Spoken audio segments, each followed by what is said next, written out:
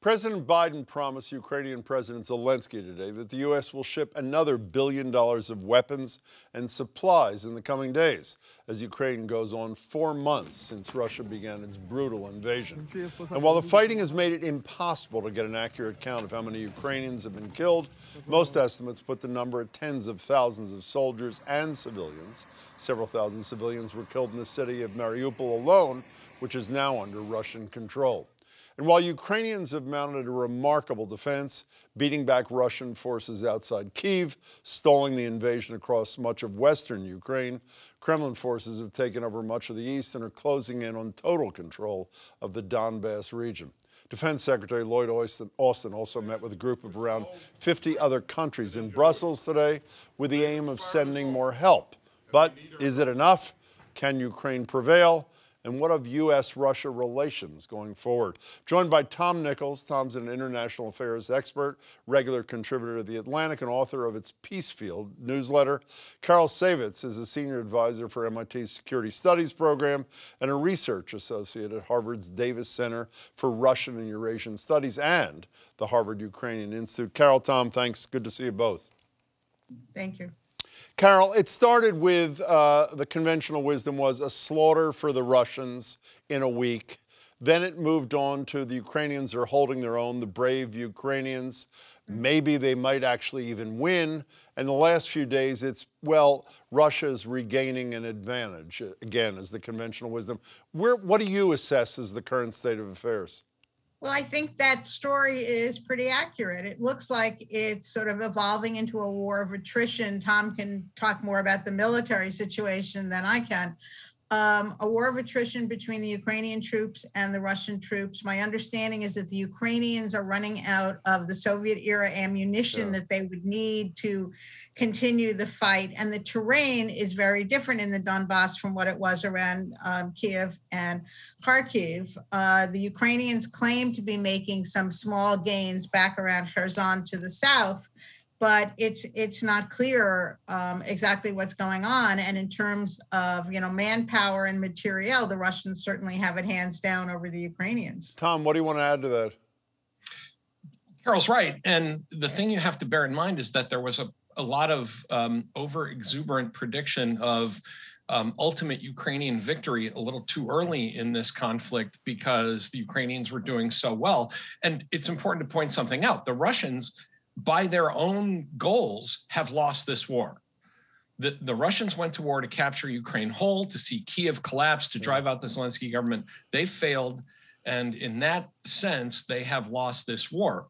This is now a different war where they are just going to grind away at the eastern edge of Ukraine, meter by meter, and kill people I think mostly because the Ukrainians are simply being defiant at this point. And in that kind of a struggle, time and attrition are not on the side of the Ukrainians fighting a much bigger power surrounding them on 3 sides. So, the narrative, as Carol pointed out, the narrative's right that the Ukrainians, I was one of the people who thought they would be hit pretty hard and potentially collapse. Then they fought back. They won the Battle of Kiev. But this is a different war now, and it's going to be a long slog of attrition that is going to really take a lot out of the Ukrainians. Tom, staying with you, my inexpert analysis is the public in this country has lost interest, or at least redirected our interest to the price of gas, which makes it easier for our leaders not to do as much as they should. Are we doing enough? Is the United States doing enough to help Ukraine? I don't think anyone's doing enough throughout the free world, but we're also doing a lot. And I think there's been a false dichotomy in the debate about this, which is that if we're not doing everything, then some people think we're doing nothing. We're doing quite a lot. We can do more. The Europeans can do more. What should we be doing? What's the more that we're not doing? Faster deliveries of better weapons. Pick up the tempo, pick up the training, make sure those weapons get there, cut through a lot of the red tape. Some of this isn't really about hesitancy on our part or NATO's part. It's just that we are big, clumsy, bureaucratic organizations that have a hard time shipping things around. So I think that the only way that we can really help here is to make this painful enough for the Russians to slow down. You're not going to negotiate with them. You're not going to convince Putin that he was wrong. You just have to make it so that the Ukrainians can keep inflicting a really high price on the Russians. And we can do that, but we have to pick up the pace and send and keep sending better weapons.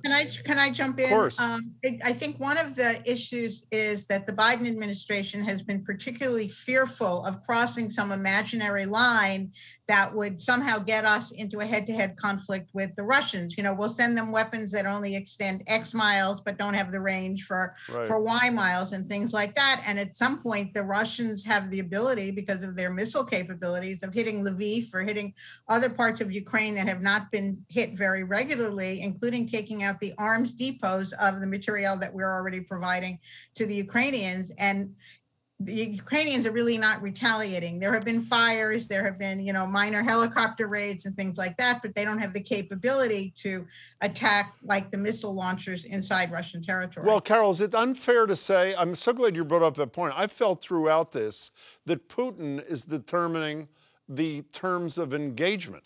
When he says crossing a line we will consider as being a direct attack on Russia, then we don't do that thing. I mean, is he not calling the shots? Is that unfair? It certainly seems that way, Jim. I'm not gonna disagree with you.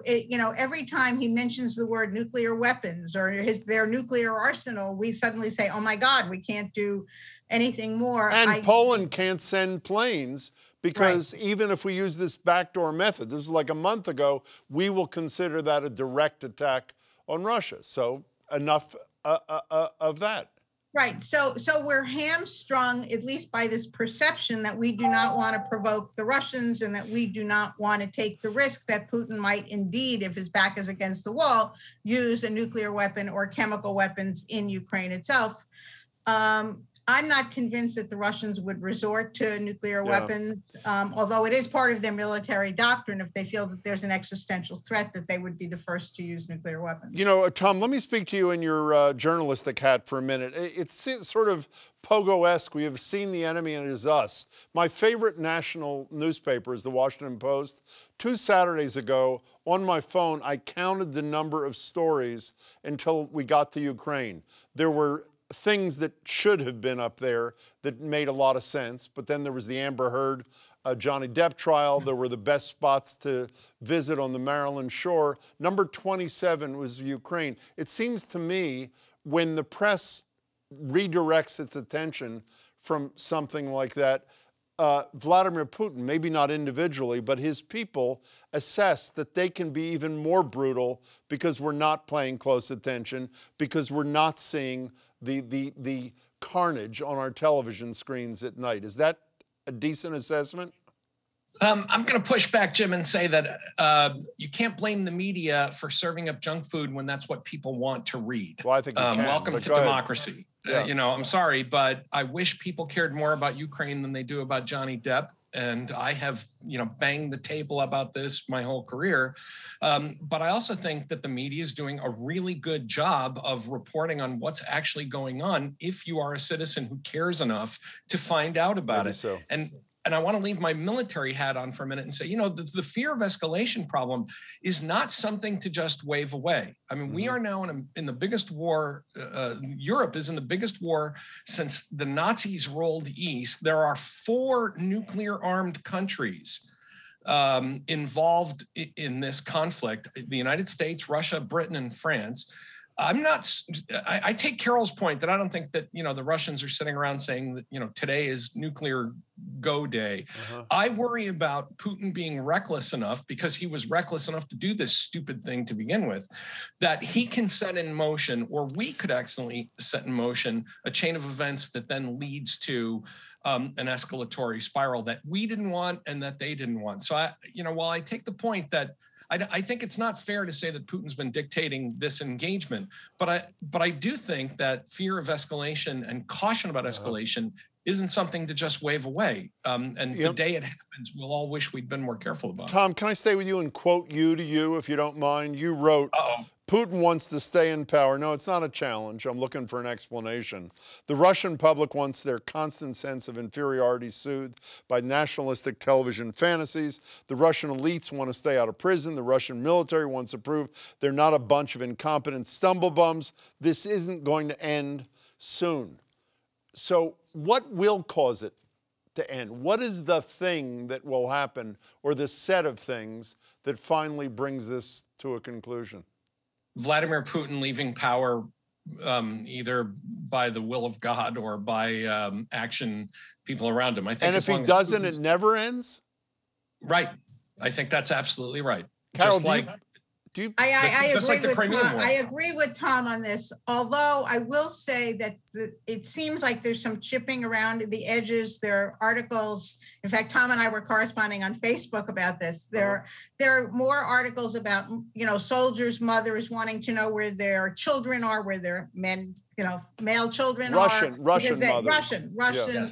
Yeah. They're, this line that sanctions don't work or not hurting the Russian public enough. I just saw an article, NBC News, saying that the Russians have started producing cars again, but there are no airbags, no seat belts, no stabilizers in the cars because they don't have the parts to produce it. So at some point, one would hope that it would catch up. I'm not sure it's to the point that there'll be a coup against Vladimir Putin. So actually, ultimately, I agree with Tom that whether it's by the grace of God or some military people taking action against him because this is a thankless war. But I think we also have to be careful that what comes next may not be better. When it was rumored about a month ago that Putin was seriously ill, the person most spoken about was Nikolai Patrushev, who's even more hawkish than Putin is about prosecuting the war. Well, on that note, I only have a minute left, but starting with you, Carol, but for both of you. So whether it's Putin or Putin 2.0, when this is finally over, can you describe what the relationship between the United States and that Russia is like, Carol? Ooh. I think it's going to be very frosty for quite a while. I think that we'll deal with them. We'll deal with them ultimately where we have common interests or where our interests actually coincide. But I don't see any warming. They've withdrawn from all kinds of international bodies, whether they're academic or military or societal. So I don't see, it's not going to be reset 3.0, I guess, anytime soon. How about you, Tom? I agree with that. I think, the Russians, I was one of the people who argued for a much warmer relationship with the Russians 25 years ago, bring them in as NATO observers, the G8, all of that. They've fool me once, shame on you, fool me twice, shame on me. The Russians are out of second chances. That this really has reset the clock all the way back to 1989 or 1990, where the Russians are just going to have to prove that they're capable of living in Europe as a civilized nation. And I don't think any of the Europeans are willing to extend that benefit of the doubt anymore. They were 30 years ago. But the one thing that's going to happen at the end of this is that Russia is going to be facing a NATO that is 32 countries, including Finland and Sweden. They did this to themselves, and they're not going to get out of it anytime soon. Tom, I thought you were going to end with a George W. Bush, we won't get fooled again, but you stopped yourself in time. That was chilling, but Tom and Carol, thank you both. Really appreciate your time. Thanks, Thank Jim. you.